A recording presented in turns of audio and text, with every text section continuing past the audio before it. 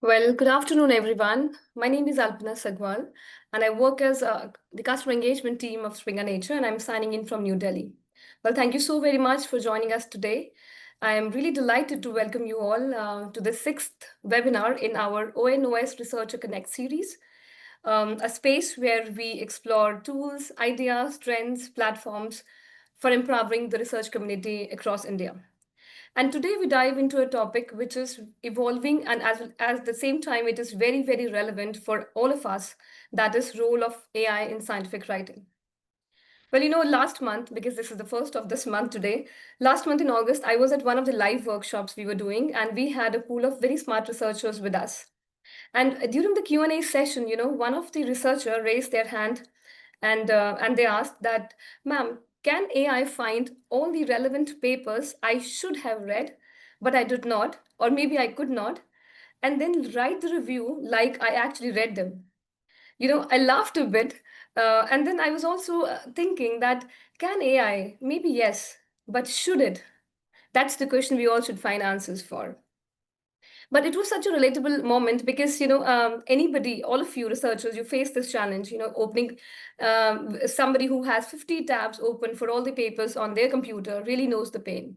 And yes, AI can help summarize, AI can help organize, can also suggest you relevant papers, but it cannot replace your critical thinking. And that's what today's session we will talk about, how to use AI to make your work easier rather than not pretend that you have done it.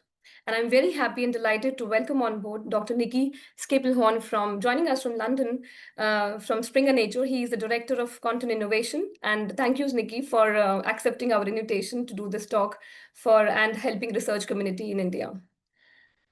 So we have all your questions that you have given to us during the registration form, and we will try to, it's 1.5 hour session only, 1 hour, 45 minutes. So we will try to see as much as we can, combine and deliver. Some of the housekeeping notes, everybody's on mute by default, but we will be taking all of your questions, and you have the Q&A section, so you can write your questions there. While Dr. Niki is presenting, I will try to come on the chat and answer them. We are also recording this session, which will be circulated to all of you by the next 2-3 days, but that doesn't mean you leave us now. There's always a better charm of attending the session live. We will be running few polls in the webinar, and they will be very exciting because through these polls, Dr. Niki will build the narrative of what he wants to tell you today. So please be very, very attentive when we are running these polls. And last but really not the least, at Springer Nature, we really take the feedbacks very seriously. We request you to take 3-4 minutes of your time when you close your browser and help us know how you felt about this session today. This is the agenda. You will have to listen to me for 10 minutes. Of course, you cannot save. There's no escape of listening from me. I will talk a little bit about ONOS and what are the Springer Nature journals accessible to you all, and some of the the common misnomers that we have around One Nation, One Subscription. And then there'll be a full packed session by Dr. Niki, where he will dive into the world of artificial intelligence in this scientific writing. And then we have the Q&A session. So not really spending much time now diving deep into the session, the first one. We all know One Nation, One Subscription. That's a big leap that the government of India has taken, our government, and across globe it's being talked about in very, very high spirit, where the knowledge has been democratized, and now you have access to so many journal titles, high quality research just on your fingertips. Okay, some numbers I have here on screen. Of course, if it would have been a live session, it would really have been fun to conduct this quiz for you. So you see 6,500 plus are the member institutions who are part of One Nation, One Subscription in India. And it is the government institutions, academic, government, and the research institutions. Then 13,000 plus are the, 30 publishers are the one who are included, and Springer Nature is part of that 30 publishers too. So 30 global reputed publishers, content is included in this One Nation, One Subscription initiative. And 13,000 plus titles you're getting access to from these 30 publishers. And 2,300 plus is a very tricky number because that's the Springer Nature journals coverage. So I'm very happy to say that out of 13,000 journals, 2,300 plus journals are from Springer Nature that you all have access to now. And I'm sure by now all the ONOS members would have gone to the website onos.gov.in. If not, please go there and register yourself. The registration has to be done via the institution, and the user can only register once the institution is registered. So the institution registration is in the hands of the librarian. I will let you know very, very quickly. So first step is the institutional registration. This I've been telling since we have started the webinar series early March. Then is the user registration, and then you start the journal's access. So for institution registration, there is a separate tab on onos.gov.in. You just have to enter your AISHE code, which you all have. If you do not have, it is a mandatory requirement. Please apply for it. And then there'll be a captcha, and you need to fill in your institute name, your library details, and then you register yourself. And once an institute is registered, the user, the researchers, you all, you can go to the ONOS and check for your affiliation for your institute, and then you can register yourself. The registration process is only once, and next time you only have to log in and access. So it's a campus-wide IP access to 1100 institute out of those 6500 plus. 1100 have access to through the IP-based access, which means you do not, once you're registered, you do not need any login IDs. But there are many institutions with more than 5,000 plus where you have to access only by the remote because you do not have a static IP. So for them, for those in FlipNet Center, they have actually enabled a remote access setup for you, which is done by InflipNet managed there. So there are separate email IDs for only managing remote access, and this I've been telling. And I get a lot of queries also, but thankfully the queries have reduced over the period of time, which means it's more clear now. But we are very happy to address if you have any questions around ONOS registrations and usage. So as of now, all the earlier before ONOS, anyways, many consortia were there in the country in India, and all of those the government set up and the government consortia have by default seamlessly migrated to ONOS. So those institutions do not need to do anything; they are just migrated as such. The only ones which are new, because those institutions would be like what 1,000, maybe 500, 600, maybe if we total all the consortia. But now it's like 7,000 institutions. So the new ones have to do the registration process. Now, Springer Nature journals, what is accessible? I told you 2,300 plus, so which means everything is accessible to you. That's why I had this slide to make an impact that all the journals that we have are accessible to you with back files from 1997. Also, we have 3,000 journals in our, if you say our platform, the database, but 700 journals are fully open access. So fully open access, already you have access. Only you need internet, no login, nothing. But apart from that, the rest 2,300 now is also accessible to you. So there's a lot of knowledge you have in your hands. You just need to know to rightly use it now. This is an imprint-wise segregation of the journal coverage. Springer journals are the majority ones. Then we have Nature research journals. Dr. Niki comes from the Nature portfolio, so he'll be very happy to know that all the journals, Nature journals, are accessible to India research community. We also have Palgrave Macmillan journals from the management side, very, very high quality journals. And also from nature.com, we have academic journals, which are 33 in number. And lastly, we have ADIS journal, which are related to pharma and drugs. So this is the coverage of imprint-wise. And where you have to access, it's on link.springer.com. You know that already because we see a good amount of usage coming on our platforms. We're very happy about it, that you're able to make use of this quality resource. Also, if you want to go to the full-fledged journal sites for Nature, you have to visit nature.com. However, if you're not interested to see the whole journal page, but only articles from Nature, they are now syndicated on link.springer as well. So you can consider link.springer as your one-stop shop now, because our platform team are really working hard at the back end to make this very, very seamless for you. And all the articles from Nature are also syndicated on Springer Nature link now. So this is how the platform looks like. Well, in this year, when we started the ONOS webinars in March early, still now, since it is the sixth one, I've already delivered 3 platform trainings, and I intend to do one more in October and maybe one in December. So then that will be a whole full-fledged platform training where we talk about the how to search, the Boolean operators, advanced search, how to refine the best way so that you get the best of literature review papers, which you can read and build your literature review and write good literature review for us. So this is a slide I made because of the questions that kept coming, but now, as I said, they have reduced. But still, I just have the slide here. If there are any new persons today, I mean to say new to ONOS, in the webinar today. So the first phase of ONOS, which started in January 25 this year, will go up to December 2027.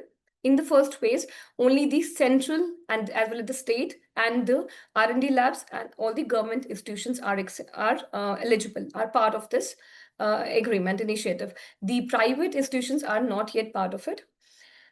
If you do not have an AISHE code, AISHE is All India Survey of Higher Education. That is a mandatory code you have to have. If you do not have, please apply for it because it is a mandatory requirement to register for ONOS. And all the Springer Nature journals are covered. The back files from 1997 are covered. So if a journal started after 1997, in a way you have all the volumes and issues of that journal available to you.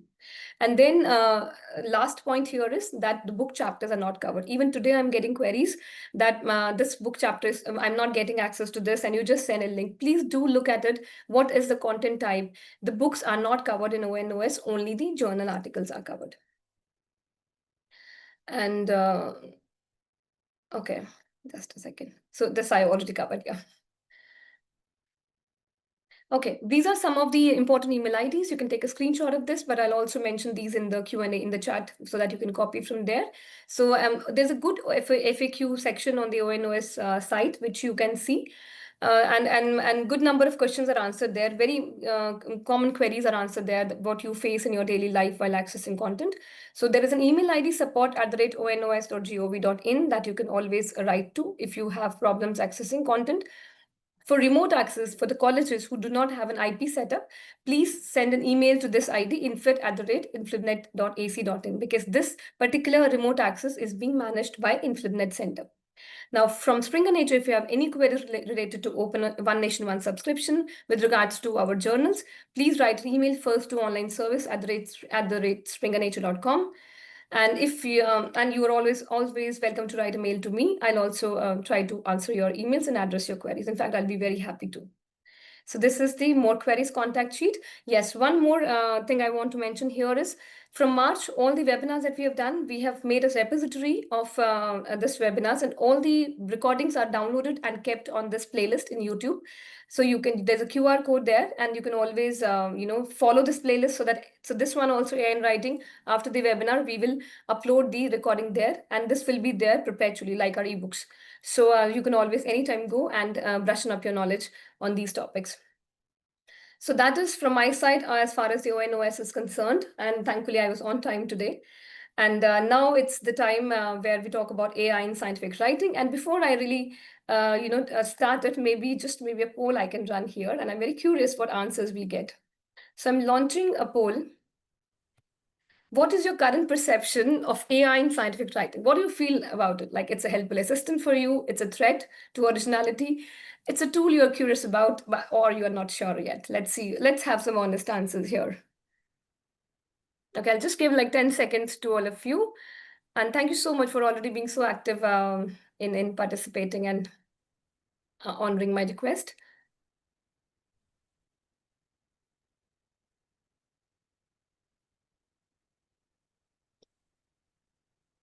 Okay, wow, super. So I'm ending it now. Enough responses I have, more than 60%. So Dr. Niki, maybe you can also have a look at it. So 67% says a helpful assistant, which is like, I think it's in sync with what we feel. And 8% feels threat to originality. 22% are curious to know more about it, and 2% not sure yet. Of course, we were not expecting too much numbers in not sure yet, because everybody has to know about AI now. It's become a part of our life. All right, that was a good one. And we will have more polls coming in, which Dr. Niki will run. And you can always tell me, Dr. Niki, and I'll run it from the back end here. Brilliant. Thank you so much, Alpana. Yeah, and these are the questions. Yeah, these are the questions that came up. We have made a note of it. Dr. Niki has also seen them. He will try to cover as much as possible in the talk today. And if not, we'll also see how much we can cover in the Q&A section. So thank you for really raising some very intelligent questions. And that really gave us also a spirit that you're all interested in this topic. Topics were from all around, like AI in education, and about mainly in scientific writing, how much to use, and what is, plagiarism, how are the risk of that, and the stuff. All right, so maybe now it's time to call Dr. Niki on the stage. And Dr. Niki has a very short bio, but today after the talk, you'll get to know him more. He bridges the technological and editorial teams at Springer Nature. He's previously held the jobs of chief editor and editorial director positions in the Nature portfolio. I think it was Nature Cell Biology, if I'm not wrong. He now focuses on delivering safe and high quality AI support to editorial teams and to researchers. And he has a team who is working in Pune for him. And last week he was actually in Pune, in India. And now he went back. So thank you so much, Dr. Niki, once again. And now I think I'll stop sharing and I'll invite you to take on the virtual stage. Thank you so much. Perfect. Thank you very much. Yes, I was in India last week and had a fantastic time. Finally meeting the teams that I've been working with quite closely on various AI projects. So yes, AI and scientific writing. It's really, really wonderful to see so many of you interested by this topic. It's something that I'm absolutely fascinated by as well. Maybe I'll give you a little bit more background into, how I've come to this role. I started off like many of you as a researcher. I did my PhD at Cancer Research UK in London, where I worked on various questions around how cells move, cell motility in the context of cancer and virus infection. I then went on to do a postdoc trying to understand what's the role of cell shape and cell motility in memory in Drosophila, which was a really interesting project. Unfortunately, I became allergic to fruit flies during the course of that postdoc, and so I had to decide to do something different. And I guess I kind of realized that I enjoy thinking about science more than actually doing the experiments. And so I first got a job at Cell in Boston before moving across to Nature Communications back at the time when it was a very small journal. It had only just launched, and you could fit all of the editors around a lunch table.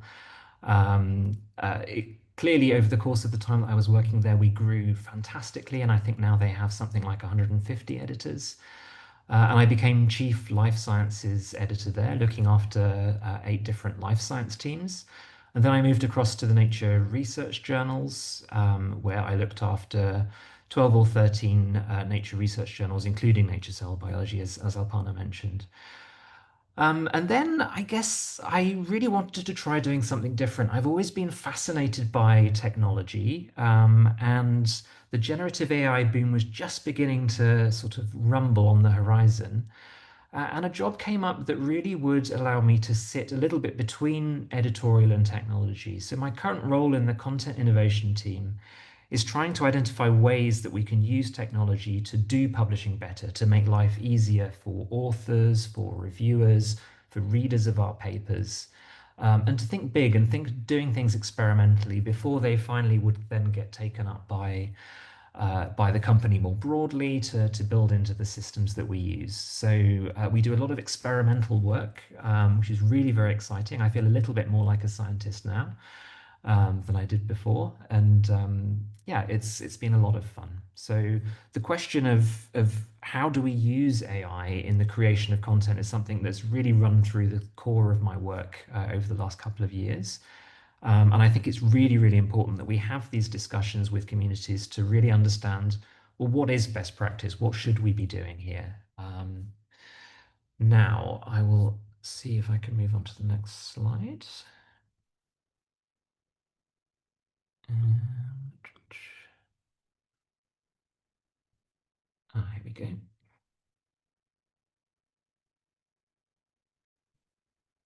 So at Springer Nature, we like to think of ourselves as innovators in the AI space. And just as one example of this, we're talking a lot about using AI to write scientific documents. This is something that we did back in 2019, which was well before the generative AI boom took off. We wanted to test, is it possible for AI to write a book?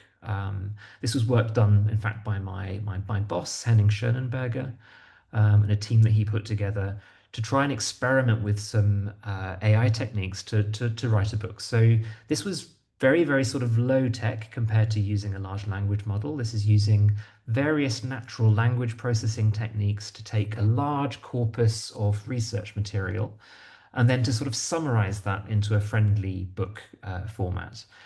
it's nowhere near the level of polish of writing that you come to expect from a large language model now, but it was really something that was innovative at the time.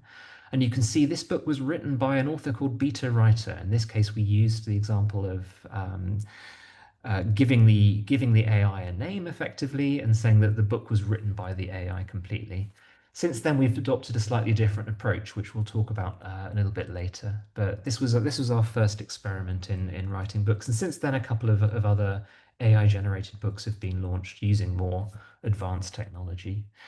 But as we all know, a revolution is underway. Generative AI is really transforming not just science, but every aspect of our lives in terms of how humanity creates, accesses, and evaluates information. And that's necessitated, I think, a change in the way we think as publishers. How do we respond to this? How do we make sure that we benefit from all of the potential that generative AI has to make life easier and to advance discovery more quickly, which is all of what Springer Nature is about. But also then how do we mitigate against the risks that this AI technology is going to generate for researchers and for publishers? That's triggered a lot of thinking on our part as a company, and we've come up with 5 core principles that we use across the entire company when we're thinking about how do we apply AI in our roles, in the products that we supply to our users. First of all, very basically, we maintain the dignity, respect, and we minimize harm. We prioritize human well-being and dignity and take steps to prevent harm to society and to the environment. Uh, Generative AI is an energy-intensive tool, and it's not something that we use lightly.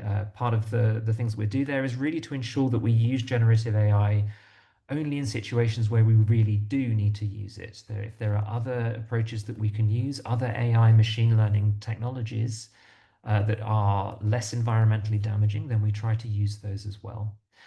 We focus on fairness and equity in the delivery of AI products and tools, which mitigating the potential of AI tools to result in structural biases and inequities. Clearly, AI is trained based on data that is available on the internet, and this comes with it a whole load of different biases that we need to be aware of, and we need to actually counteract in the use of these tools as well. So this is something we consider in a lot of detail.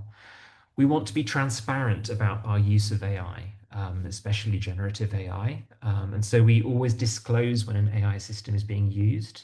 We're very public about where these tools are used, and we explain our processes in accessible language. We need to be accountable in our AI use. So we absolutely work on the principle of human in the loop. We need to maintain human oversight over the development and the outcomes generated by AI tools and solutions.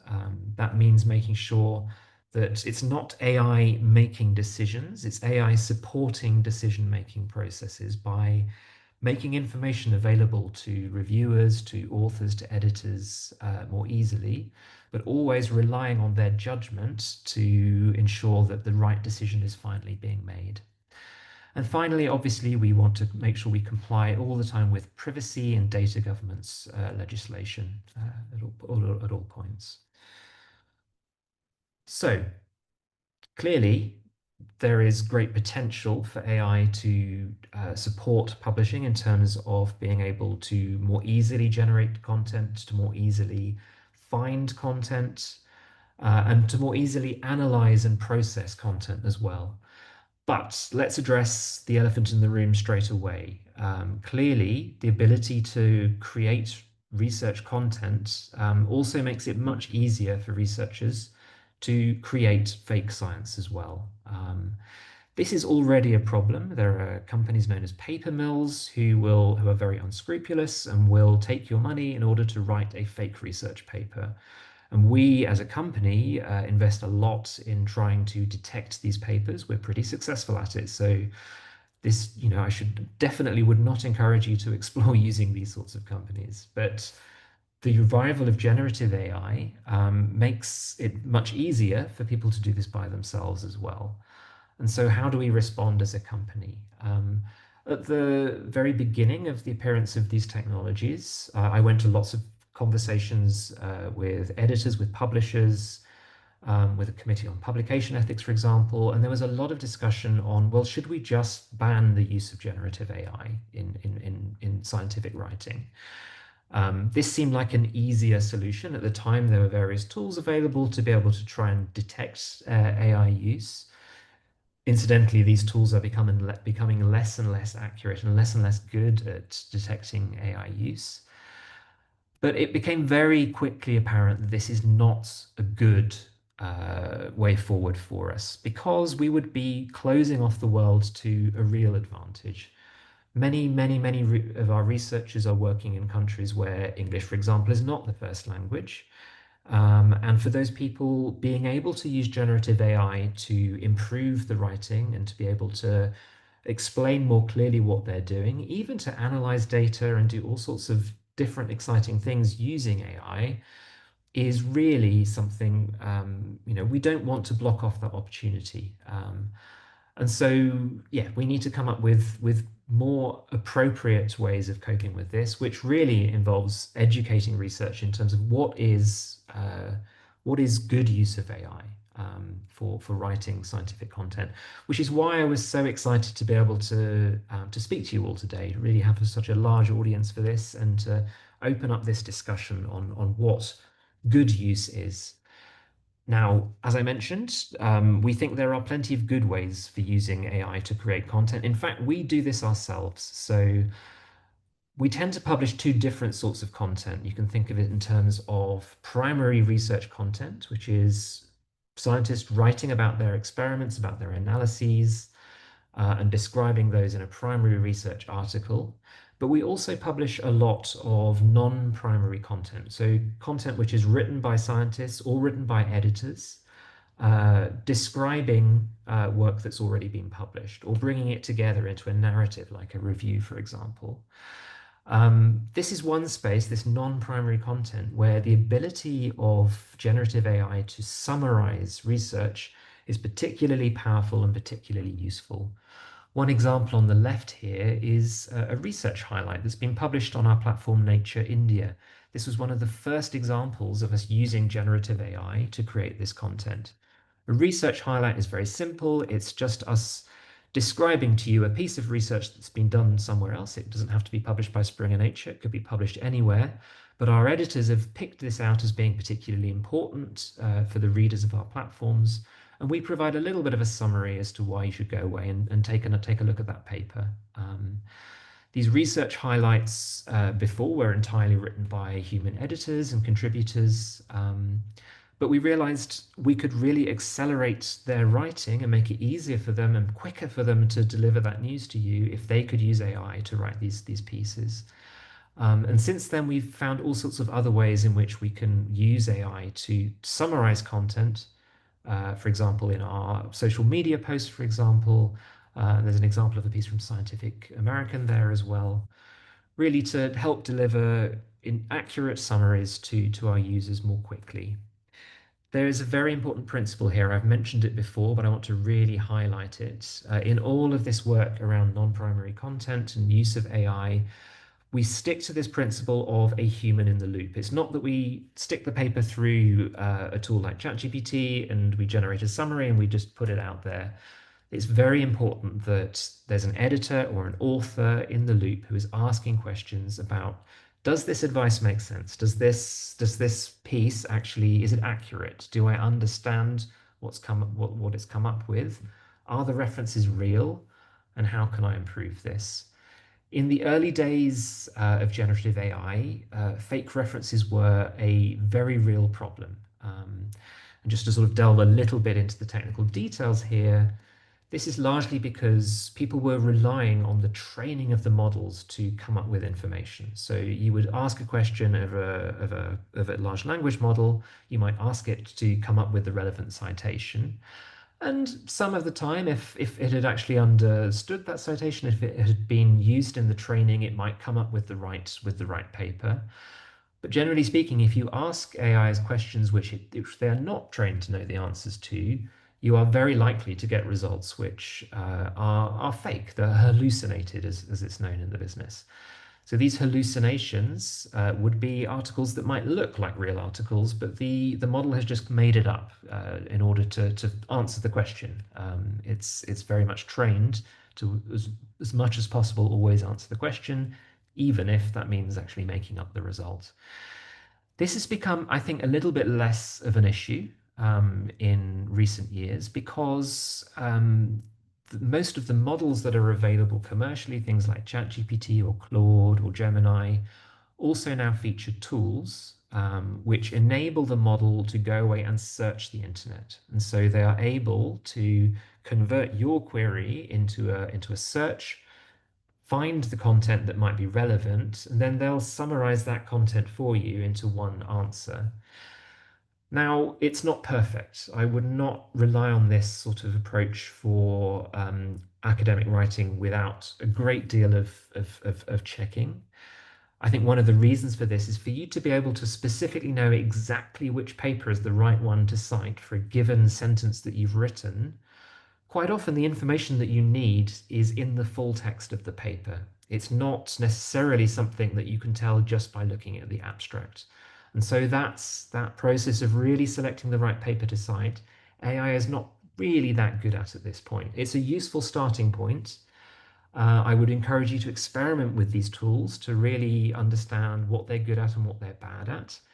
And they're supremely powerful. If you can simply ask a question and get a lot of detailed advice back, but treat it with a big pinch of salt, basically. Really be careful about how you use these deep research-like tools to come up with answers, to come up with content. In the field of primary research, though, clearly many researchers are already using AI tools. This is not something that we would ever be in a position to stop. And as I said, I think this is a positive development and something that we need to find a way through to deal with. So this was from a survey that was done by Nature magazine, I think actually a year and a half ago now. So it's a little bit out of date, and you might find some of these numbers are a little bit bigger now. But we asked researchers, are they using large language models and how are they using them? Most people were using them for purposes outside of work. But the top use actually for research was using AI to write code. And since this survey was done, the ability of AI to write code has progressed dramatically. It really is a fantastic tool. And something, even though I'm not a coder, it's not part of my role. I find this, something really, really fun to engage with, to be able to try out little things, to build little tools, to test out ideas. It's something that's really widened access to code creation, which I think is wonderful. People were using it to brainstorm research ideas, interestingly, more than they were using it to help write research manuscripts. But you can see lots and lots of people, 20, 30% of people using large language models at that point in a relatively experimental way. On the right-hand side, you can see a research paper which tells us that researchers really are using these tools to write their manuscripts. This was a study which was looking at the frequency of certain words in the abstracts of papers.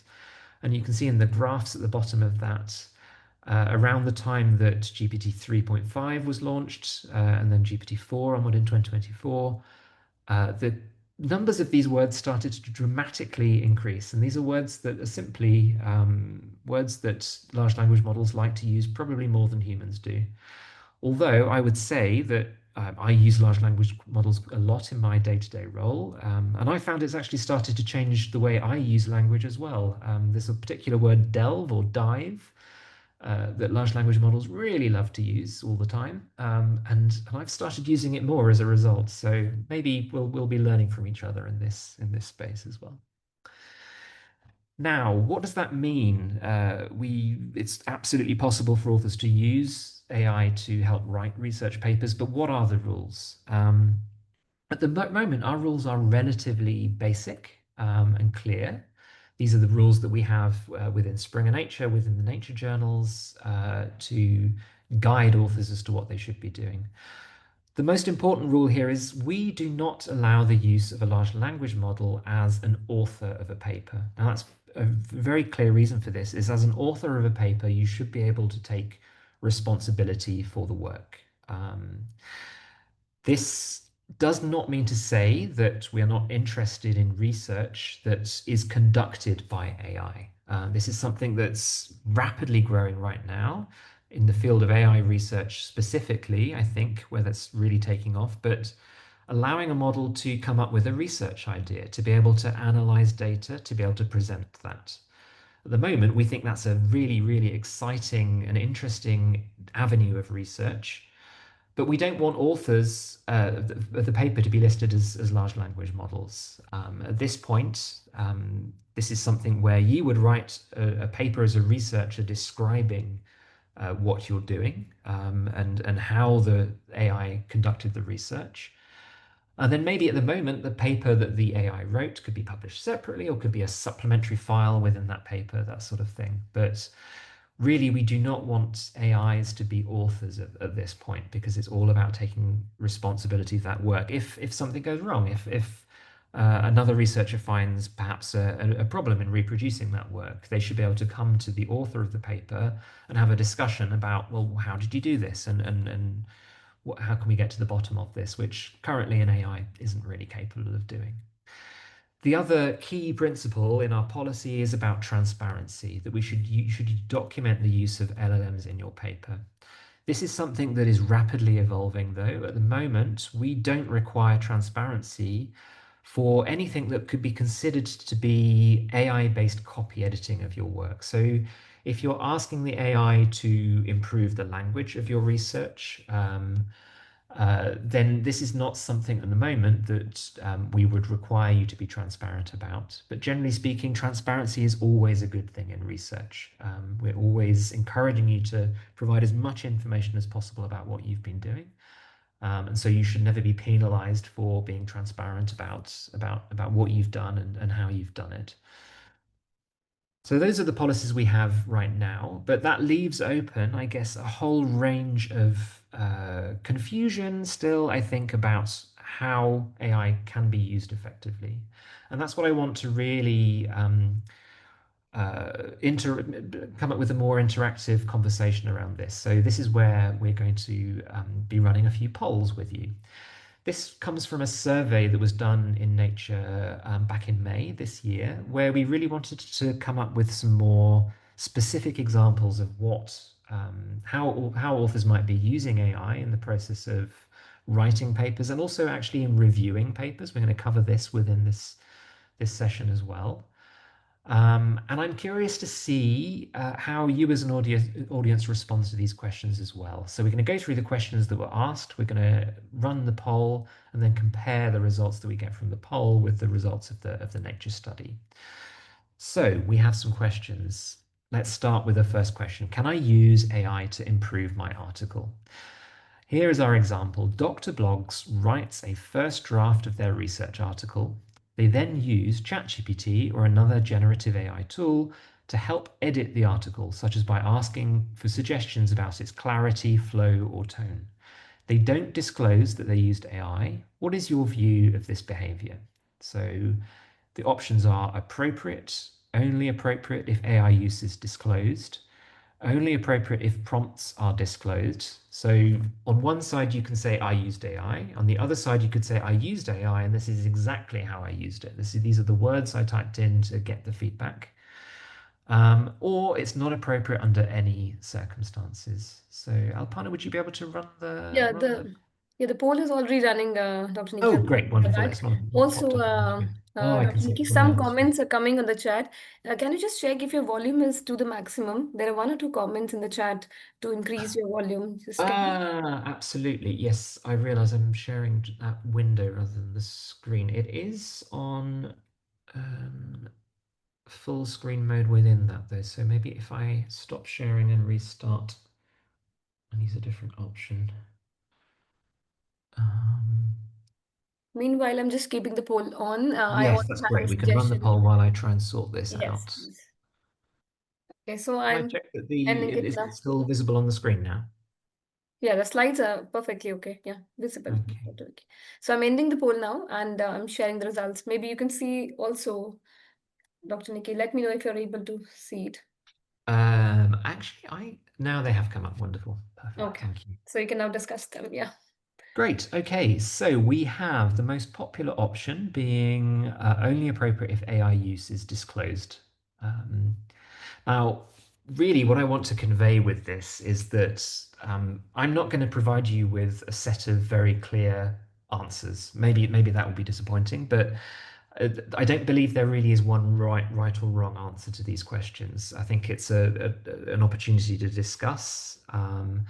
And really, what I want you to come away with at the end of this session is not a set of rules, but a set of questions that you should be asking yourself in your AI use to really determine, is that something that I should be doing? So really to have that set of questions available. At the moment, yes, we've got the most popular option being only if AI use is disclosed. I think that's probably the best answer for this particular question. As I said, at Springer Nature, if you've just use it for this purpose of effectively copy editing your work, we don't require that to be disclosed. And so, strictly speaking, for Springer Nature specifically, the correct answer here is appropriate. But at the same time, if you're sending your work to a different publisher, they may have different rules. You should always check what is appropriate for the publisher that you're intending to send your work to. And so I think, yes, the safest answer really would be to disclose it. The issue of whether you should share your prompts. Now, generally speaking, I'm always in favor of maximum transparency. At the same time, I think there is a big difference between ensuring that your research paper is reproducible from the point of view of the science presented within it. So I think it's really important that you supply readers with all the information needed to reproduce the scientific experiments, the analysis that you did. Is it as important for the readers to be able to reproduce the way you wrote the paper? I think less so, to be quite honest. So I'm not particularly fundamentalist about always providing prompts, but this is something that I think many people would discuss and have different views on.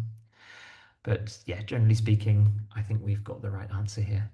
Let's move on to the next question then, which is, can I use AI to translate my article? So Dr. Blogs writes a research article in their own language. Then they use an AI tool to translate the entire article into another language, so it could be submitted to a journal in that language. They don't disclose they used AI. What is your view of this behavior? Is it appropriate? Um, is it only appropriate if AI use is disclosed? Is it only appropriate if a native speaker checks the translation?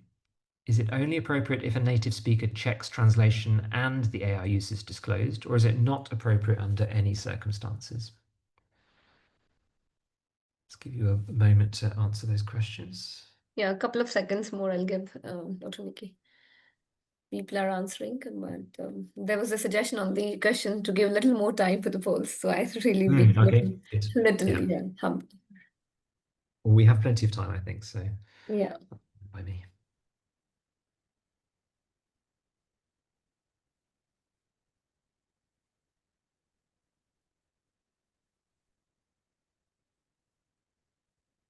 Maybe while you're thinking about this, you can also think of, well, are there better options that could have been supplied within the poll? Isn't necessarily an exhaustive list. Yeah. Okay, so I think I should now end it. It's 1.5 minutes now. Okay. So Mm. here you can see the results. Let me know if you're able to see them. Here we are. Okay, this is a lot less clear. I think the majority are saying only appropriate if native speaker checks translation and AI use is disclosed. Yeah, I think I would agree with that. Well, I wonder whether a native speaker of English is absolutely necessary. I think there is a big difference between being able to write fluently in one language and being able to accurately check the output. And so I would say a competent, qualified person, even the author themselves, should be able to check a translation if they're confident to do that. But the important thing is that it's checked, right? That there is always a risk in automatic translation that nuance and accuracy can go astray, and so checking is absolutely vital in that. Um, Whether this was count, I think this would count for us in terms of copy editing, and so it might not be necessary to actually declare this for Springer Nature, I would suggest. But again, for other publishers, declaration is always best practice, and for Springer Nature as well, it's always best practice. So I think, yeah, that's a good answer to that question. And it just highlights the value that these large language models can provide in terms of broadening access to research to everybody, which is a really exciting thing. Let's move on to the next question. So this one is, can I use AI to write my research paper for me? Um, so Dr. Blogs asks ChatGPT or another generative AI tool to write their research paper based on some outline points they want it to make. They use the AI's response as the first draft, they edit this draft, and they don't disclose that they used AI. What is your view of this behavior? Is it appropriate? Is it only appropriate if AI use is disclosed? Is it only appropriate if the prompts are disclosed, or is it not appropriate under any circumstances? I think this is a bit more of a tough one. Yeah, actually. Actually, there are many questions also, Dr. Nikki, on the same lines in the chat, in the Q&A. So I've written that stay tuned to the webinar. It will be covered in between the chats. So there's a Great. Yeah, let questions me know. about can we use AI? And also there's a question segment, which I'm seeing a pattern here, that what if it gets caught in the plagiarism? We have used AI for paraphrasing, etc. So maybe you can also cover that, maybe, Dr. Nikki, in your talk subsequently. Absolutely. Yes. Yeah. Happy to cover that.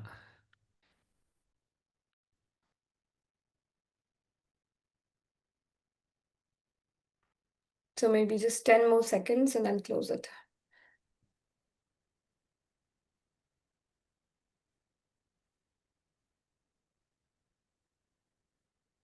All right. So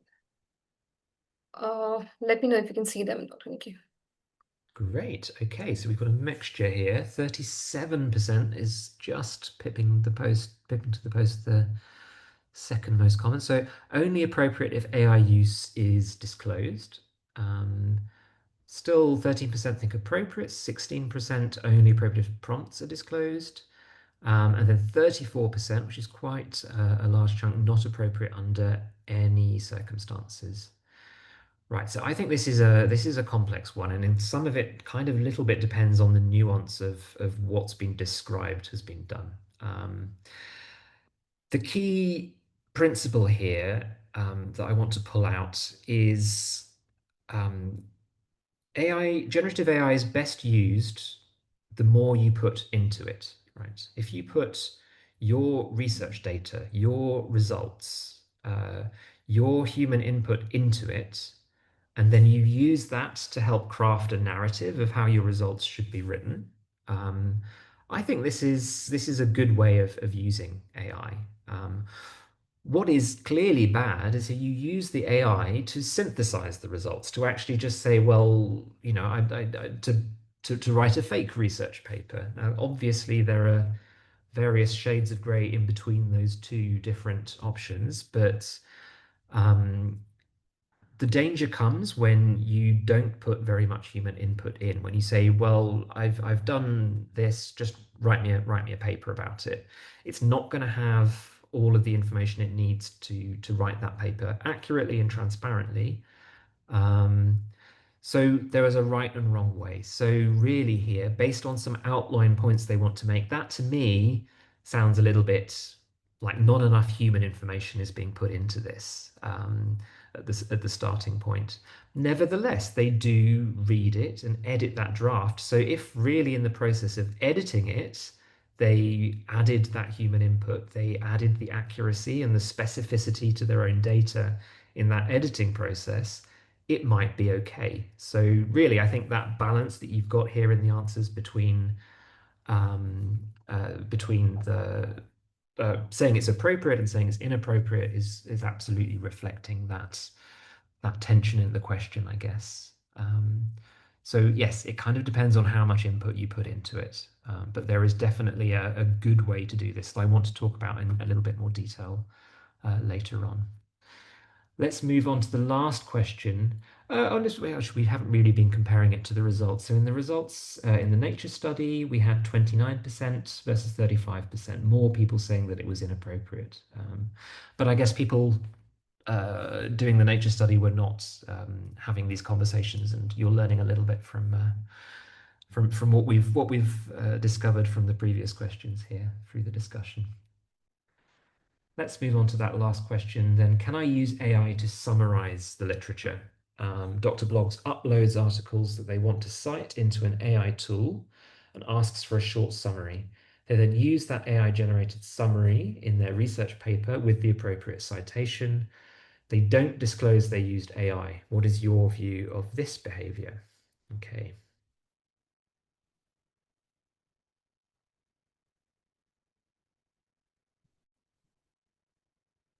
And for the purposes of this question, let's assume we're writing a review article here. It's not a primary research paper, it's something which is intended to summarize the literature. Of course, it could be the introduction section of a primary research paper as well. That same would apply, but let's think about this as a non-primary research article. So just 10 seconds more and I'm closing this. And one thing is quite apparent, people are very, very active on this polls and there enough responses we Excellent. are getting. Yeah, yeah. It's wonderful to have so many people to be sharing this with. Okay, so here, Dr. Niki, they're on your screen, I think. Great. Only appropriate if AI use is disclosed. Yes, I would agree with that. I would say that in this description, there's a little bit of something missing, which is the user of the AI actually checking and maybe even editing themselves the output of the large language model. I think that is best practice. It's not really said very clearly that they did this within that. If it's just copied and pasted the output from ChatGPT, um, it's not necessarily the case that that's wrong, but the key thing is to make sure that it's checked. And then again, here, this is absolutely a case where being transparent about AI use is extremely important. If you've been invited by a prestigious Nature reviews journal to write a review article, they've asked you to write that review article for them because they are interested in your human input. They want to know, uh, what is the work that you find to be most interesting and important to be summarized within this article. And so, just using AI to generate one of these isn't, you're not doing what the journal asked you to do effectively. If this is part of an introduction section of your paper, then I think that's a slightly different thing. I think just being transparent about it is always the best approach here. But again, this is something that large language models do really well, and so it's absolutely the case that it's an appropriate use of AI to summarize research content to help you to do this. Okay, how does that compare with the results? Yeah, pretty similar, I think. Fewer people, I think, saying it's not appropriate under any circumstances, but the largest thinking that it's only appropriate if prompts are disclosed. Okay. As part of this survey, there were some other questions asked. One of which I think is particularly interesting here is, are there particular places within a primary research paper that it's more or less appropriate to use AI? And again, I think it kind of depends on what you mean by use AI to support the writing. So here the question specifically that was asked was, Dr. Blogs uses an AI tool to write a section of a research paper, then edits the results. They don't disclose that they used AI, and then what were the proportion of users thinking this was never appropriate, only appropriate with disclosure of AI use, and it's appropriate. And you get some interesting patterns emerging here. I think more people believe that it's okay to use AI to write an abstract. I would agree with that because an abstract really is a summary of a paper. So if you give a large language model the text of the paper that you've written, but you've not written the abstract yet, and you craft a good prompt that encourages it to write an abstract of that paper, or you use an AI tool that's designed to do this for you, you will get a decent abstract out of that. I think that's absolutely fine. Again, check it afterwards, make sure it's correct, and add your human input if you see that it's not focused on something that you want it to focus on, but this is absolutely fine. Then the one which is seemed to be the least appropriate is the results section. And as I think that's probably the perception that you might use the AI to generate results, which is clearly not appropriate. As I said, I think there are appropriate uses of AI to write results sections as well. And we'll talk about that a little bit later. Um, that's writing papers. What about reviewing papers? That's clearly another form of science writing, and it's something where there's an extremely active topic of discussion around what is appropriate. So I want to cover that here. We probably won't be able to go into this in sufficient detail to really do it justice, but there were some questions asked within this poll around use in peer review that I want to cover here. So the first is, Dr. Blogs is invited to peer review a research manuscript. They ask an AI tool to conduct an initial peer review of the manuscript. Then they use this as the basis for their own peer review report. They don't disclose they used AI. What is your view of this behavior? Is it appropriate? Is it only appropriate if the AI use is disclosed? Is it only appropriate if locally installed AI is used? I should explain this a little bit more in more detail.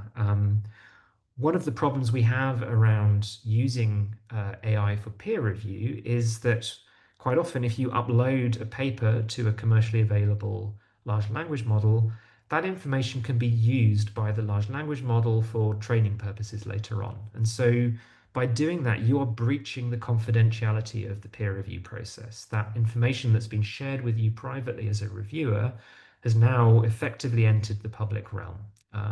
That is a major concern.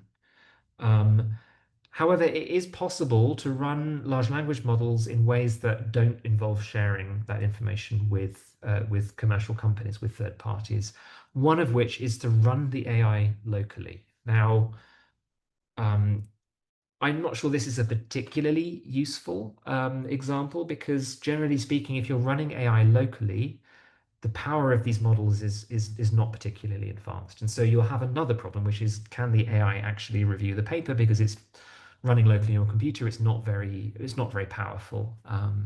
But let's actually, we could rephrase this as perhaps uh, running AI safely in a way that doesn't have uh, the content of the paper being shared by third-party companies.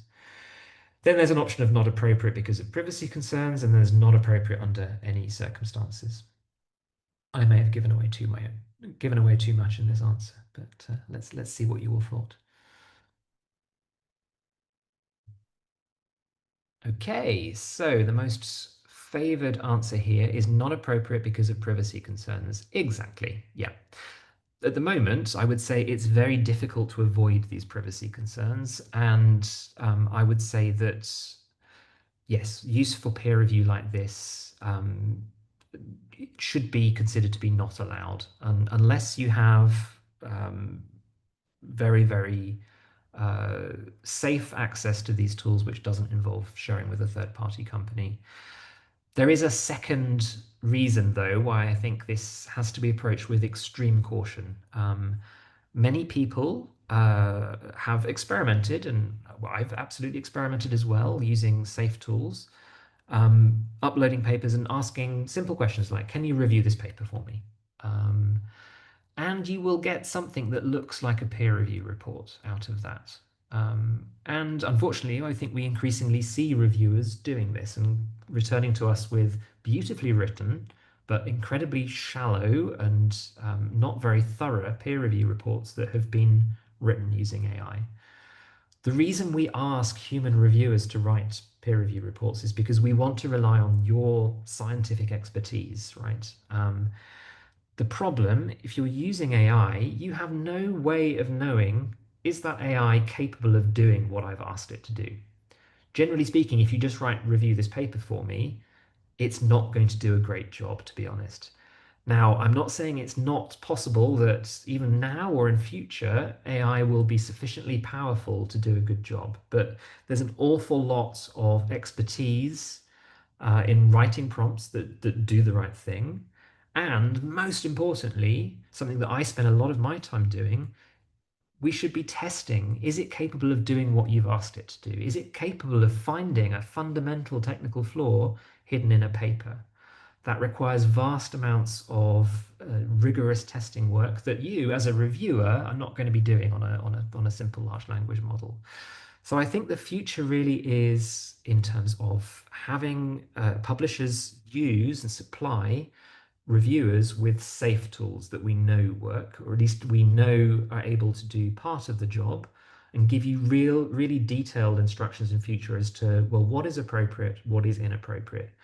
I think one of the appropriate ways of using AI as a peer reviewer, perhaps earlier on, might be not to say review the paper for me, but to use it effectively as a really intelligent control F, to really find information within the paper that you're looking for and ask simple questions about the paper that can help you to review the paper, but not replace that critical human insight that you are coming up with, and really being able to ask very detailed questions about, is this technically sound? Is this interesting? Is this moving the field forward?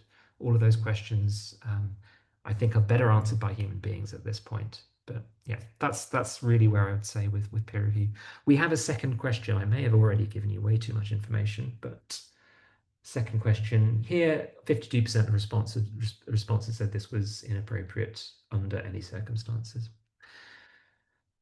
Let's look at the next question. Dr. Blogs asks an AI tool specific questions about a paper they are reviewing, such as whether a statistical technique was correctly used or if a specific claim made by the authors is correct.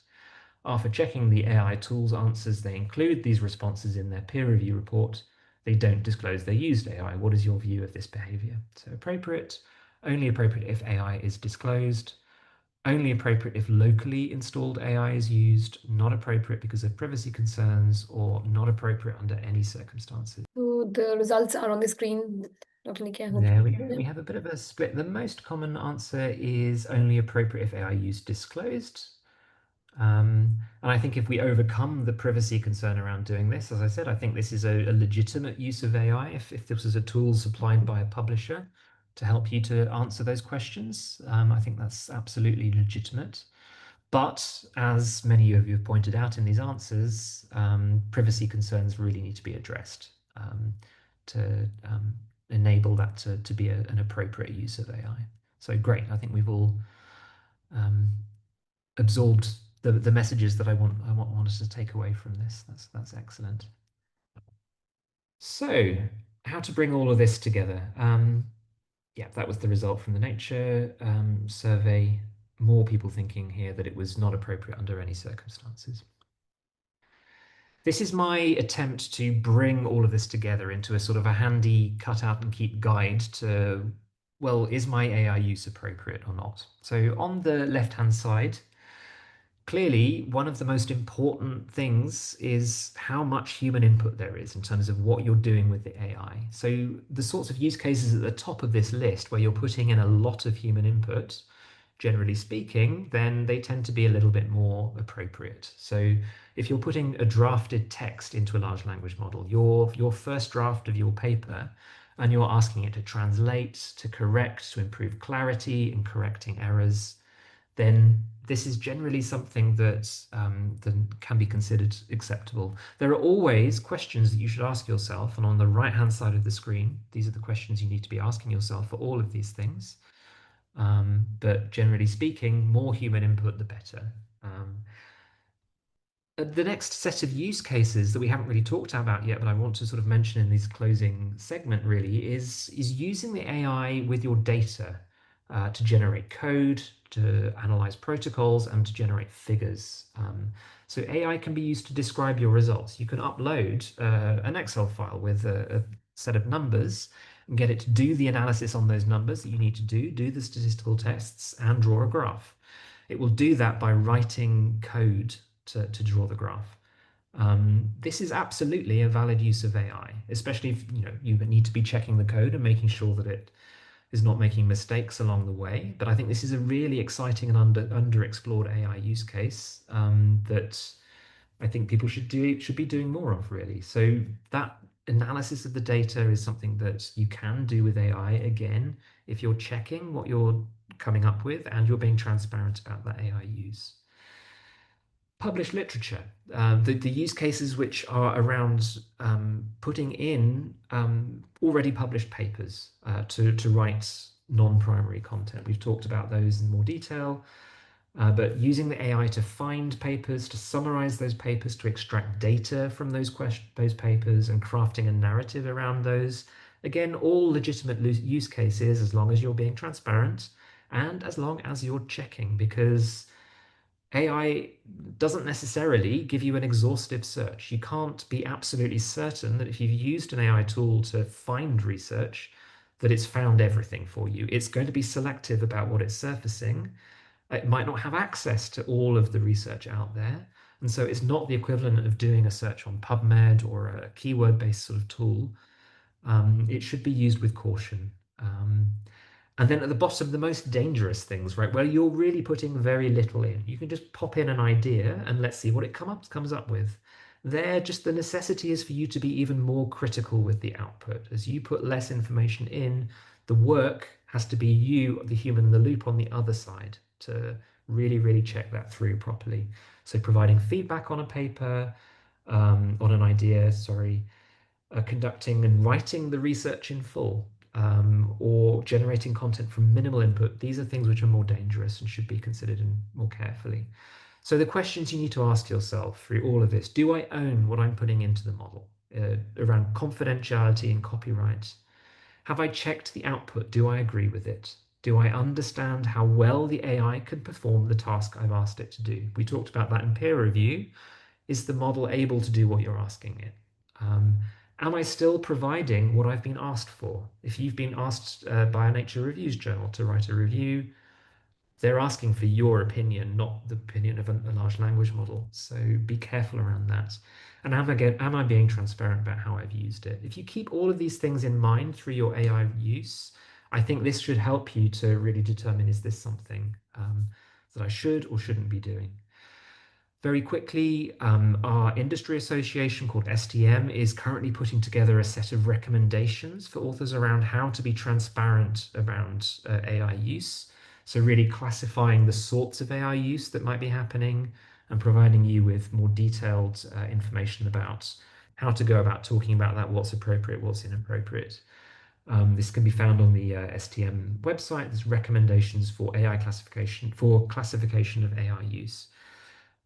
It's not, I think it's a draft form at the moment, and I think it would be great for authors and scientists to be providing input and feedback on this document as well. So do take a look at that.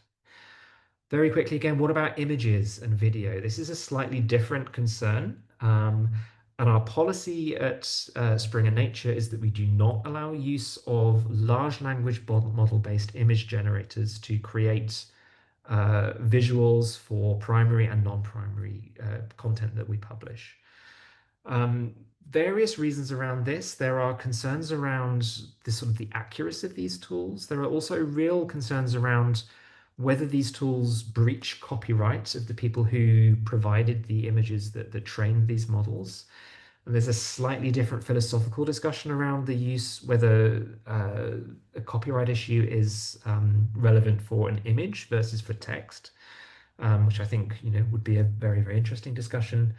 The example I've shown you here is something that actually got published by a journal, which clearly wasn't checking what they were publishing very carefully. But clearly these sorts of very inaccurate and inappropriate images are not something that we want to be appearing in Springer Nature content.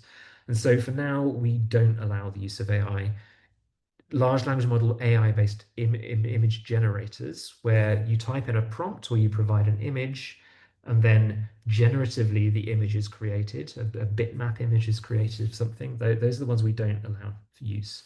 As I said, though, in the last slide, there is a way in which you can use AI to generate the figures in your paper, and that is through the creation of code, because this is completely transparent. If you give the AI your data, you ask it to write code to draw a graph, and you supply that code as part of your paper, then you've been completely transparent. And this is something that AI is really good at. So it's something I'd encourage you to experiment with. And really, in the long run, I see this as being a huge positive for research overall.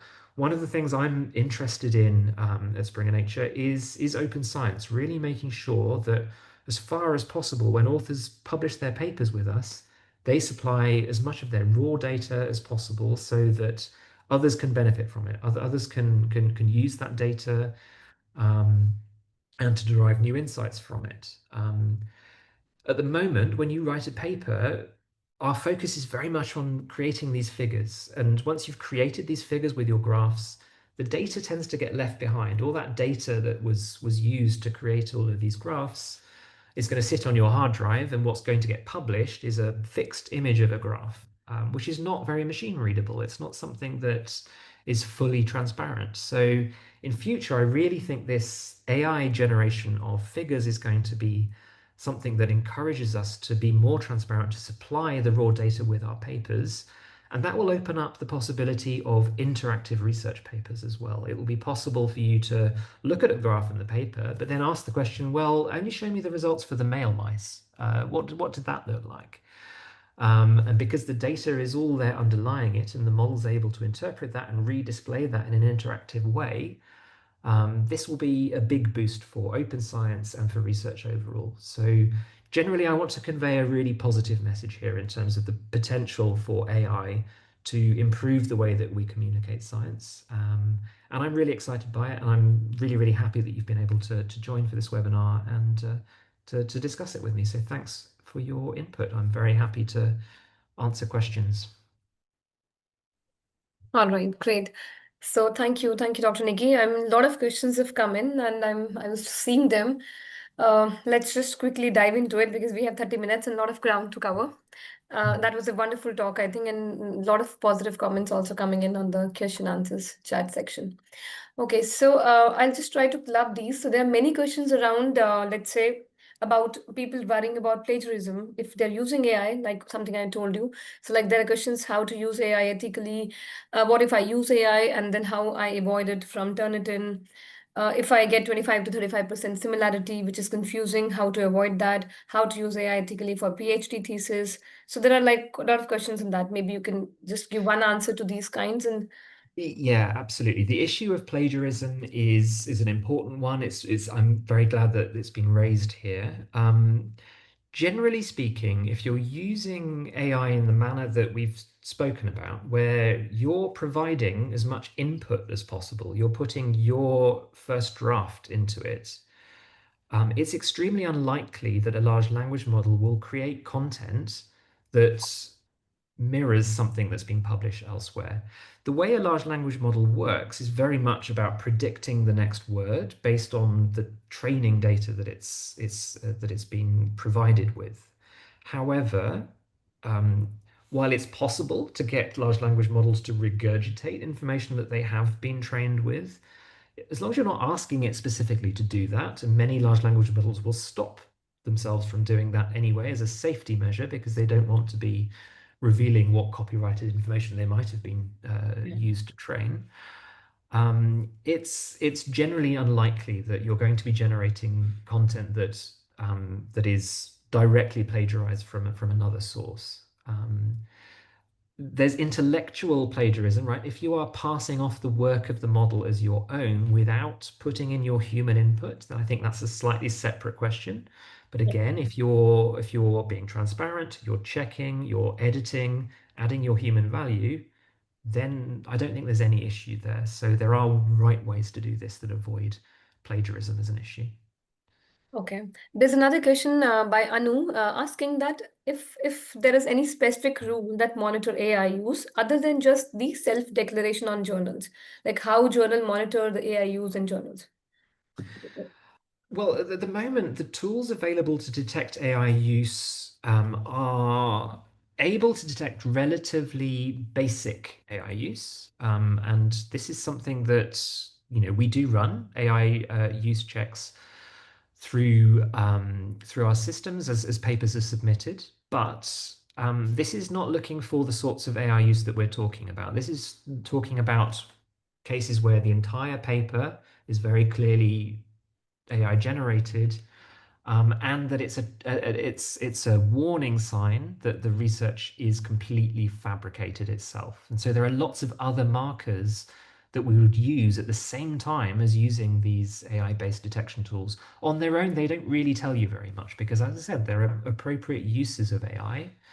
If you see the entire text is basically nonsense, this is unfortunately does happen. We get papers submitted that are entirely AI synthesized and extremely low quality and obviously not a legitimate piece of research. So we focus on weeding these things out, right? It's not that we use these tools in order to spot any AI use in a paper and that we then Yeah. are So enforcing at the moment that transparency.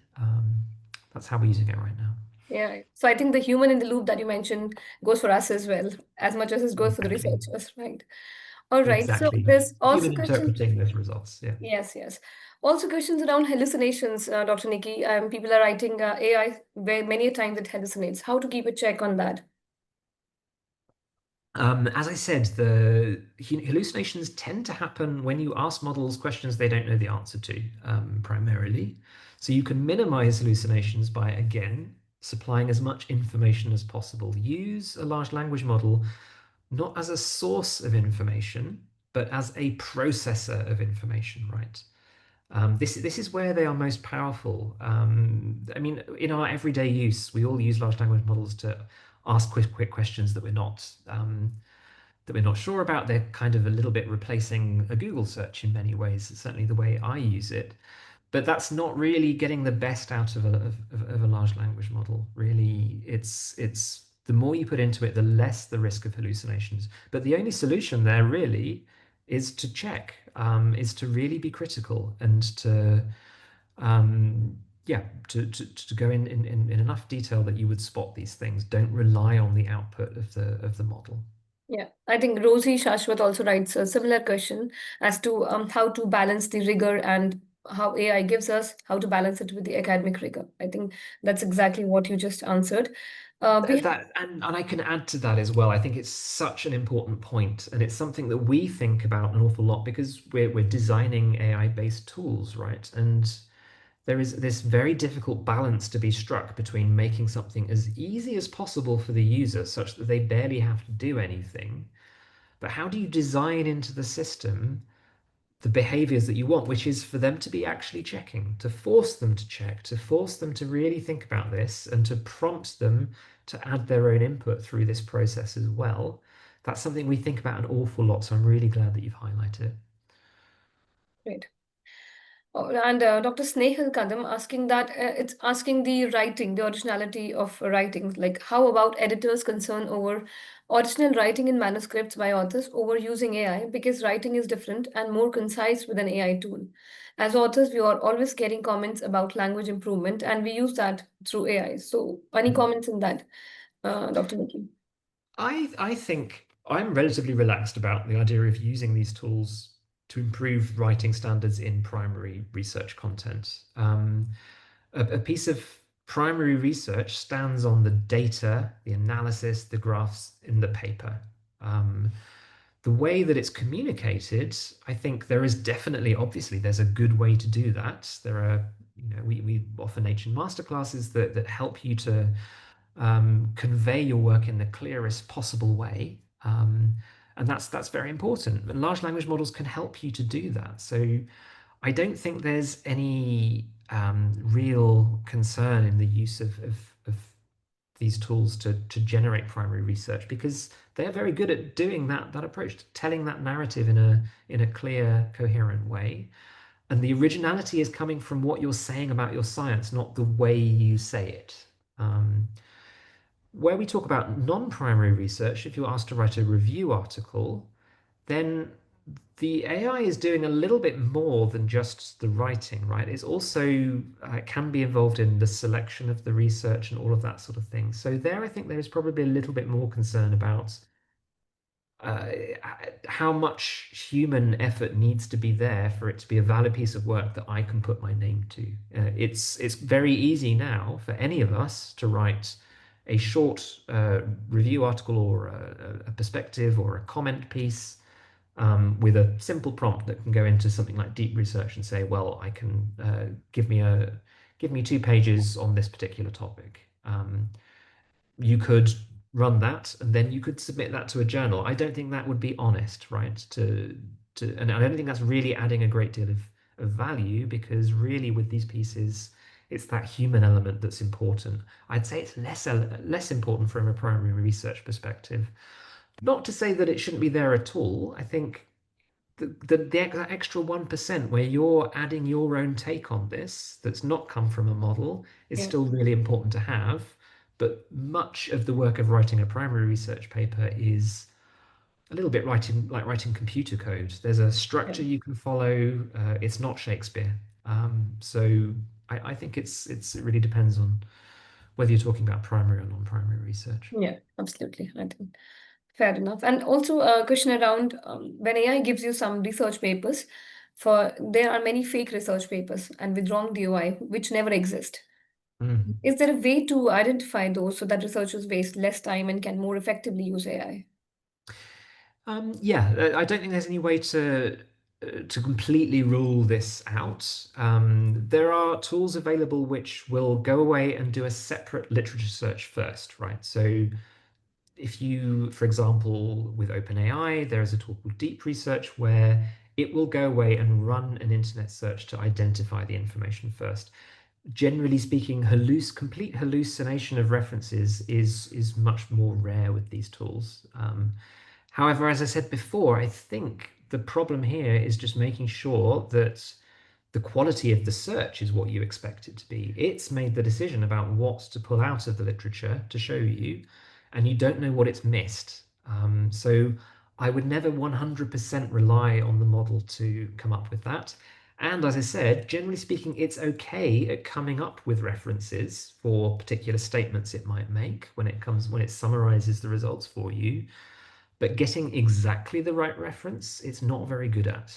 If you really want to say, well, this was the first time that this was demonstrated, you might find it cites a paper where this was demonstrated, but it might not be the first time. So really, you have to be very, very careful around the selection. But the whole complete hallucinated references, I think you see that less and less now. Not to say that you shouldn't keep an eye out for it, but it's less of a problem. Okay, thank you, Dr. Nikki. And a question around if a researcher can use AI for drafting introduction and abstract for a specific journal, and then use it as it is without rephrase it. Without rephrasing, um, I don't think it's best practice. I think, Yeah. but at the same time, again, if you're talking about primary research, as long as you have fully checked what is in that, I don't think it's completely unacceptable to use the text that the AI has come up with. And as I said, there are definitely researchers out there who are interested in building AI-based researchers who are effectively they're agentic, they're able to act autonomously, make their own decisions about what to focus on, how to write. And for those purposes, it's part of the deal almost that the content would be fully written by the AI. We as readers and scientists need to be aware of the flaws in this approach and how it's not necessarily going to be accurate. And if it's just been put out there without being checked, then it needs to be labeled as Yeah. such. But as I said, best practice is always add your own human input, but it's not necessarily the case that If you don't need to change the text at all, it's absolutely perfect. That's fundamentally a bad thing to do. Absolutely. Yeah. I think fair answer. Also, Sorry, one very very complicated answer, but yeah, yeah, yeah. But again, it talks about the like being the human in the loop, right? It's yeah, always been down to that. it does always boil down to that. Yeah. Yeah, yeah. So one very visionary question from Shravan Kumar. I mean, he's asking down the lane, Dr. Nikki, within how many years do you feel that scientific writers will be completely replaced by AI? Oh my goodness. I really don't see it as a question of being replaced. I see it as a question of being supported and accelerated. So science writers, I think, will always exist. The fundamentally, when you're writing a paper, generally speaking, you're still writing it for a human reader. Yeah, absolutely. And that there's always value in this process being managed by a human, that human in the loop. So I wouldn't want to put a timescale on it, or really to say that there will be a complete replacement. Whether there'll Yeah, be as many science writers, that's another question. absolutely. But these things are moving very, very quickly. I'd say the technology to do all of this is already here. It's really just a question of us as a community deciding how we want to use this in a way that doesn't damage science overall, And that fake science. Yeah, maintains that human input where possible. absolutely. Dr. Nikki, moving, I mean, a little bit away from the article for the time being, Dr. Guha asking about book chapters. So he's asking, I've come across several recent calls for book chapters published under Springer Nature in LinkedIn that explicitly state AI-generated content is not permitted. What is your opinion or stance on this? Again, I guess there would need to be a discussion with the editor of the book about what you intend to do first. I think within our books department, we're also very keen to experiment with new technologies, and I would consider that to be a starting point of a discussion between you and the editor of the book. Yeah, Because a wording like that, I think the intention there is we don't clearly want to publish books which have just been entirely generated with ChatGPT with minimal human input. Um, Anybody can do that, can generate these sorts of things. The value comes from you as the author of the book, at least checking, but absolutely adding your human value. It's a little bit like writing a review article. Here, the human input is integral to the product itself, a little bit different to a primary research article. And so, yeah, that I think is the reason for a much greater caution. However, I think we are still within our books division happy to experiment and to discuss these things with authors as well. So I definitely suggest to talk with your editor. absolutely. Okay. And then Dr. Shushma Srivastava asking about review. She's saying that can we use AI for writing narrative review, whereas can do referencing on our own? Will there still be plagiarism for that? To what extent can we use AI for review writing? Yeah, that's something we've kind of covered a little bit before, right? Yeah. In terms of, I do think there are definitely it's acceptable to use these tools as a starting point for writing a review. Do a deep research and we'll come up with a an outline for the review and some sense of what papers could be included in it. But it's not acceptable to just send that to the journal. You need to go in and you need to do your own literature search and check, well, is this what the AI's come up with actually reflecting what I want to be covered within this piece of work? Go in and check, is it actually citing the right papers? And really, best practice again, use it as a starting point, but build on it. Really add your own content there. Absolutely. Yeah. So, so I'll take this question first, where because there have been multiple questions like this. They're asking about, I think this is something which we also get all the time, Dr. Nikki, when we are in the workshops. Which are the best tools for various stages of a researcher journey, like for writing an art, for literature review, for maybe images, for referencing? Are there Oh my goodness. designed for that? I mean, if you could suggest some of the best ones, or I mean, Yeah, unfortunately I think it's very difficult for me to suggest particular tools because I don't spend all of my time testing them. I don't have access even to many of these tools. I have tools that I use, and I find valuable in some ways and less valuable in others. But I don't want to make specific recommendations for tools because it's an extremely difficult field to keep on top of. Yeah. New things are coming out all the time. Yeah. I have various people on YouTube that I follow that do this for a living. They review these AI tools for Mm. scientists, and Yeah. Yeah. I'd encourage you to Uh, follow those. But I couldn't possibly make a specific recommendation on use recommendation. this, don't use this. Yeah. Yeah. That's understandable. Also, there was some mention about Copilot. What is your take on Copilot? So, Mm. yeah. Uh, to be very, very honest with you, I have access to Copilot through work. Well, all of our Springer Nature employees have access to Copilot. But because a lot of the work we do is using more uh, interfacing with these large language models through code, building apps, those sorts of things, I have access to OpenAI through a different route, and so I tend to use OpenAI for my work, and Okay. I'm not really using Copilot a great deal, but I understand it does use reputable models. With all of it, just always be aware that you're only as good as your prompt, Yeah. and you don't know without testing things how accurate the information you're going to get out of it is. So Absolutely. just use a certain amount of caution in using these tools. Yeah. Yeah. They're very exciting because they do understand a lot about you, right? They have access to a lot of information around your research, and I think that is definitely a direction that things will move in future, which is for these tools to be a lot more personalized. Already, many large language models will remember facts about you and then Yeah. incorporate those facts in generating answers. Yeah. And I think there's a very exciting route for development of new scientific tools there. Yeah, absolutely. But I have a question which is slightly different from, I mean, the viewpoint is, but maybe you can throw some light on it, Dr. Nikki. Dr. Prince Kumar Kuswaha asking, there is no such real-time artificial intelligence. So the information that they have are old, no idea of latest development. So what is your take on this issue and how to handle it?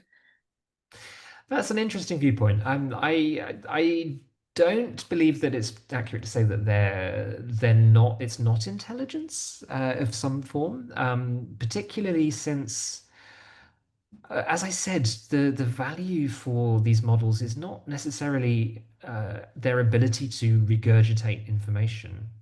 What seems to have happened is that through providing more and more and more information, these models are learning ways to process, to reason across information. And so there is a level, a form of intelligence happening here that is useful and is valuable and is really exciting in terms of being able to understand your data and come up with new suggestions for new experiments, all of these things.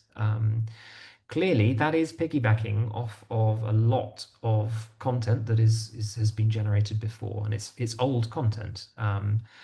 And I think there's still a lot of discussion around to what extent is it possible for a large language model to come up with a new idea if it's somehow dependent on that old content.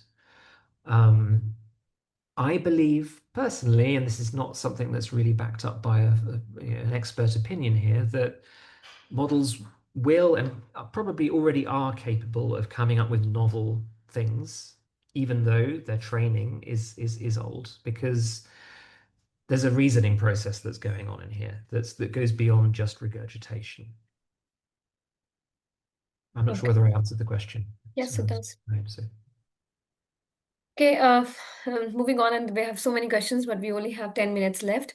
So, if I share my article with an AI tool and ask it to review the paper to avoid journal rejection, then my paper will come into plagiarism or content. So, in this case, I think it's asked by Poonam Daga. So, in this case, I think we talk about the human in the loop with the journals. They will definitely read it and then come back to you. It will not be rejected right away if you have given the right declarations. Not at all. I don't. There's any harm in you using the tool like that to get feedback on your paper. That's no. I don't think any journal would have any problem with that. You simply have to be careful that you're checking what it's coming up with. It's really that simple.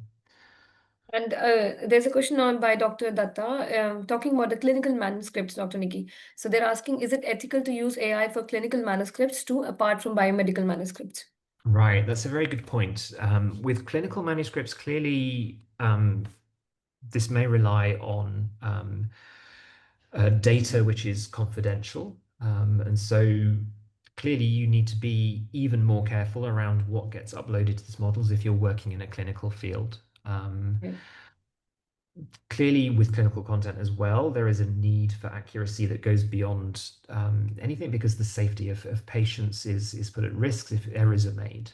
However, I would say that clinical papers, for example, are written in a particularly formulaic structure deliberately. There are particular things that need to be within a clinical paper, and that is particularly amenable to being supported through AI use.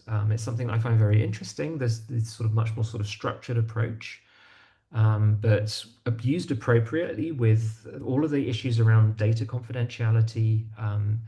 If those are resolved, then I think there are appropriate ways in which AI can be used for clinical content as well. It's just a great deal more caution needs to be Yeah. taken to make sure things are accurate. Okay. And Dr. Nikki, we also have a segment of our attendees today who are librarians. They are also part of this webinar. So there's a question from the librarians in the community and in our call today. Some guidance you can throw how they can use AI in library, because library is ultimately for making a researcher's life better. So what is it that they can do at their end, the librarians? I think there's a huge scope for librarians to actually fill a little bit that gap that I was talking about in terms of being able to recommend safe and appropriate use. So spread the word that we're talking about here, Yeah. and also make sure that your users, your scientists, have access to the tools that they need, really to keep on top of that very, very rapidly developing space around what tools are available, and to put them in place such that your researchers are able to use them as easily as possible and in a safe and appropriate way. So I think I really see you librarians as being colleagues with us in publishing to help promote that effective, that accurate use of AI in research. Okay, thanks, Dr. Nikki. And I'm sorry, some fluctuations in electricity at my area, but I That's think all I right. can hear you well. Okay, library topic is covered. It's also about how can we convert AI written content into human written content by manually as well as using tools which are more trusted. I think that depends upon how you've covered a bit part of it about it. So maybe I move on to the next one. Avinash Pandey asking about searching about your project on AI or patent search engines. Does it cause a lot of loss of originality or patent rights? Oh my goodness. I'm not in any way an expert in patent law, so I wouldn't want to give you Yeah. any specific advice there. What was is there any sense of what the concern would be over in terms of searching the database or what exactly? I'm not sure I understand what the So concern is. yeah, it says searching about the project on AI tool or patent search engines. Does AI cause a loss of originality in searching about the patents? No, I don't think it would, to be honest, in terms of just searching. Certainly, the AI tools are able to search these databases. I'm not aware of any patterns being written by AI yet. Okay. That would be an interesting topic, but Yeah, I think yeah, I he's don't think there are talking any more concerns. about like if they're searching for their own project on the AI tool. So Yeah, is no, I there think risk there's of no losing? concern about what you search for. Yeah. It's any concern about loss of originality is in what you create rather than what you look for. Okay. And then there were questions around what are the conditions when a person has to document the use of AI?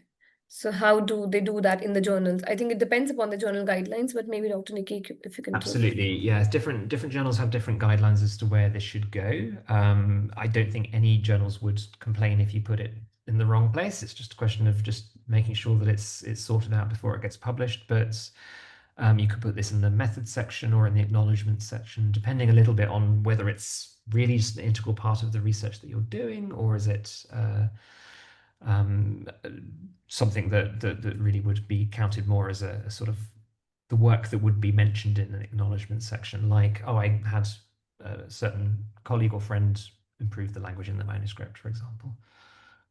Okay. And I think this you've covered this bit, but maybe a couple of more questions coming on this. So maybe we address it once again.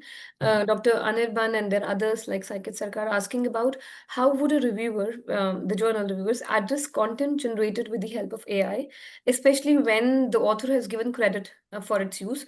What decision-making process would the reviewer follow? Additionally, how would a plagiarism report be considered in this context?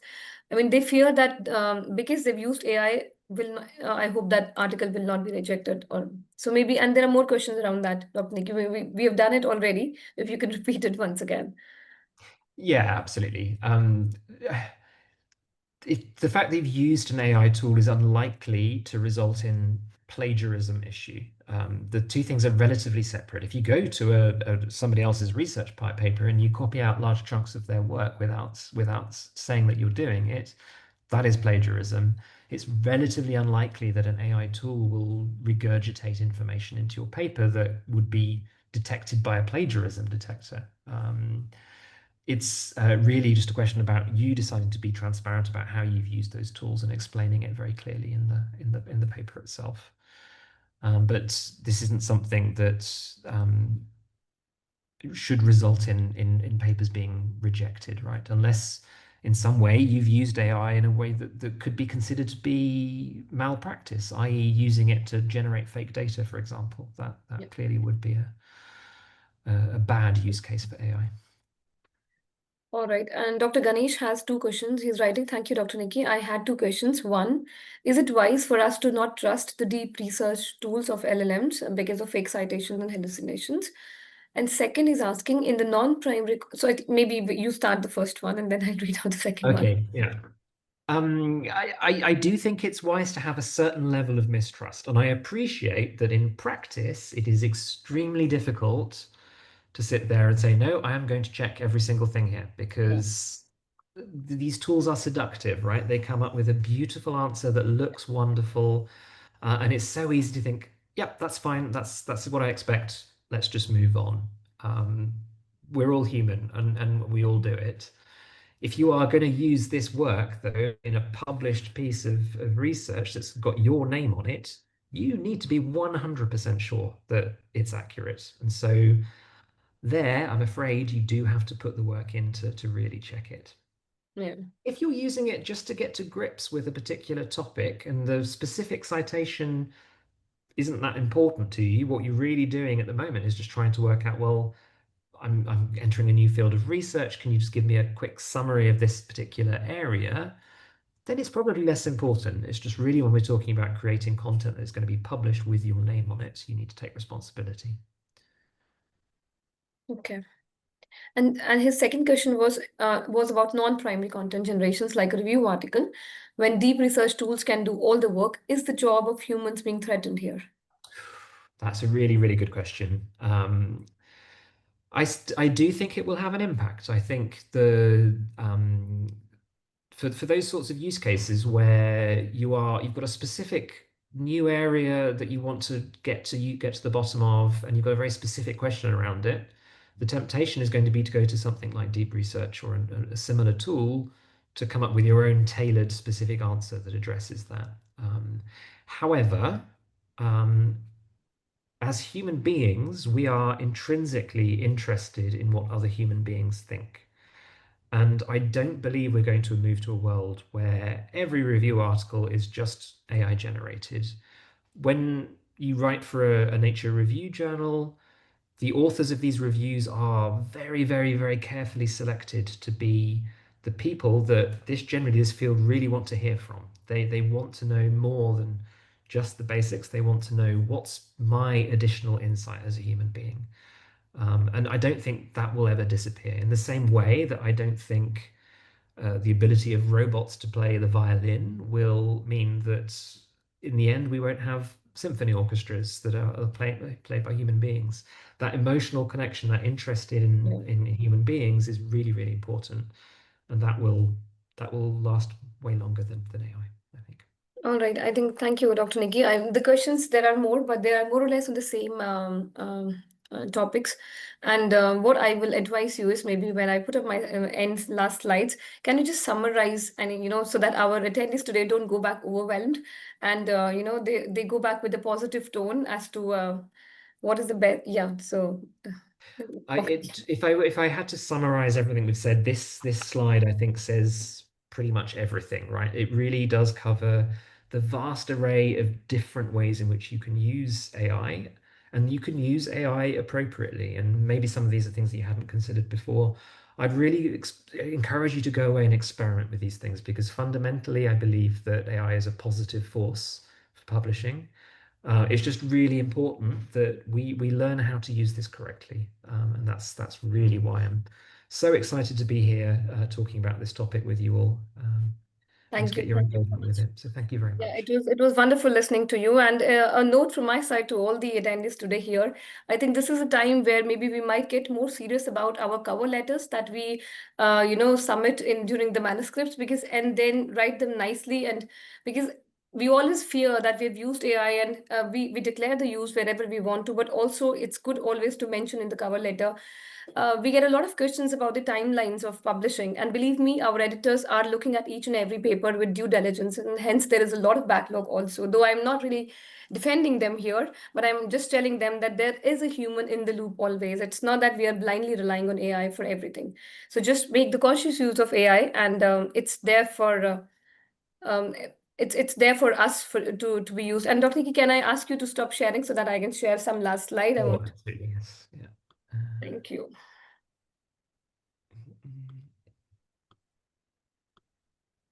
All right, so a couple of slides I really don't want to bore you more, but yeah.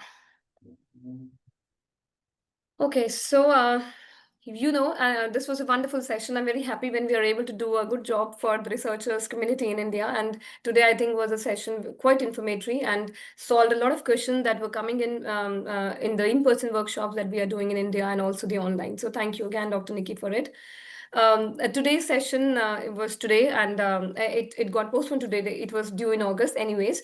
The next session is on 30th September. That will be on research integrity and publishing ethics. Believe me, we have tried to source a wonderful speaker on this, and I'm very happy that last week only they accepted our invitation. So you should stay tuned for from an email from us from Springer Nature, where we will send the registration links, etc. And we will keep doing webinars every month for ONOS members, and because we have built this community now. And there are certain channels that we can request only to you to follow, because we keep posting all our webinars and events here and other important information. So there is a LinkedIn page. We also have this ONOS Researcher Connect page now. I will put that up also in the next webinar. It's coming up. And then we also have a dedicated Facebook page. Also, as I mentioned, all the recordings will be posted on the YouTube playlist, and you can anytime go there. Just follow the playlist on YouTube here, the top link here, and you can access them at any given point in time. Although we will be sharing the recording with all of you. So thank you so very much. Link to watch recording will be shared. And please, when you close the browsers, there will be a feedback form that will pop up. It will only take 2 minutes of yours. Will be very obliged if you let us know how you felt about this. Thank you so very much, and stay safe, take care, and have a good rest of your week. Thank you. Thank you, Dr. Nikki. Thank you once again. Everybody, bye bye.